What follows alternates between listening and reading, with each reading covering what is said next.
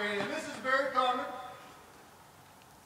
When you start moving into higher speeds, you start raising your knees, you pull your feet out of your stirrups. Okay. So we might need to drop, or we might need to raise your stirrup another notch. Because I want to see your heels down. And what was happening is, to catch your balance as you're loping, you brought your knees up a little bit, which brings your heels up, which pulls your foot out of the stirrup. But other than that, well, okay, actually, drop your foot altogether. Okay, now sit up tall and just let your feet drop down. That's bareback position. And then, if you're holding, it's like that. You drop your heels and bring your toes up. And see, look at where your stirrup's at right now. Yeah, one thing you also want to remember is here. You see, here you have total contact. Yeah, you want to try to avoid riding the spur, riding up and down on this, riding up and down. You don't want this contact all the time. Yeah, see, it's not, okay, here. It's not grasping down here. It's grasping up here. So noodle. It's your, and actually, yeah, your legs should actually be like this.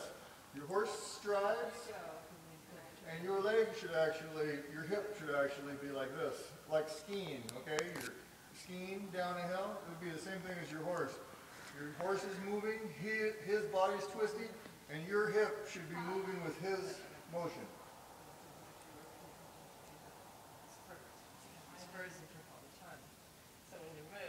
Well, like I said, that's good that she got the little tiny spurs. Yeah. We can get you some sharp ones. I have longer ones than that. Yeah. They're Oh, the balls? Yeah. I understand what you got. They're called bumper spurs, Mom. I got, those were my original ones. Well, the bumpers are the ones that have the ridge on the outside. Yeah. Yeah. The shoes are those when I found them at one of the town community air show on the fairgrounds. $5. Can't beat it.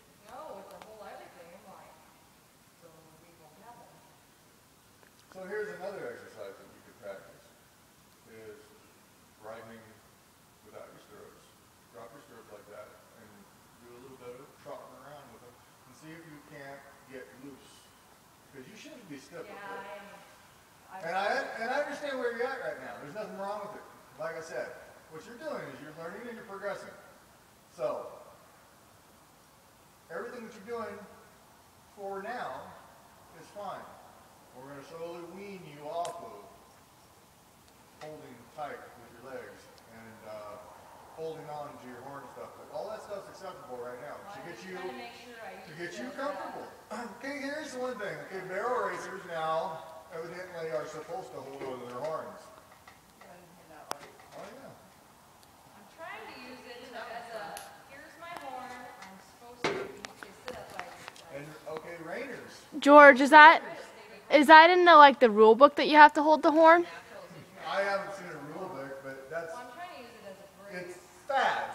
People start doing stuff and then everybody has to do it. Okay, I was gonna say I don't hold my horn. I hope I don't get doxxed for that.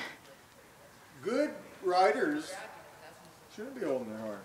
I never have. I've got a client that moved over to Seattle, and she's riding her horse, and she sticks to her horse good. And she's out there barrel racing, and her barrel racing instructor is saying, "Hold on to your horn." Why? She doesn't need to. Yeah. She's got perfect seating position. She can turn the barrels and everything without grabbing her horn. But because her barrel racer holds onto her horn, her instructor holds onto her horn, she's telling her to hold onto her horn. That's not good. You shouldn't have to. You shouldn't do that. No, that's a limiting factor for somebody. Now, if somebody doesn't have the control or the seat to sit down on their horse and stay with them while the horse is moving, then yeah, go ahead and hold on. Like I'm telling your mother right now. She can hold on to her horn right now. But eventually, what we want her to do is be able to ride without holding on to her horn.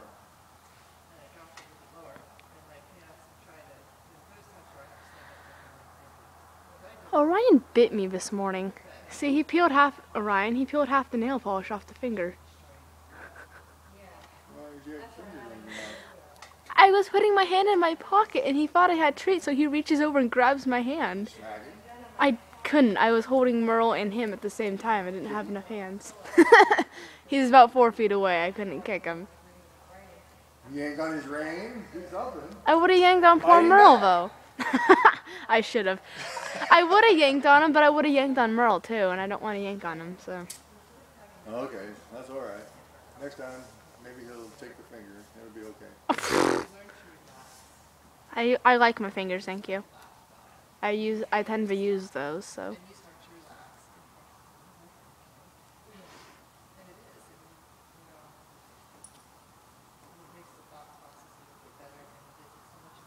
Any specific time I should stop videotaping this? Oh, you probably got it about 10 minutes ago. 6 minutes 20, 21, 22, 23.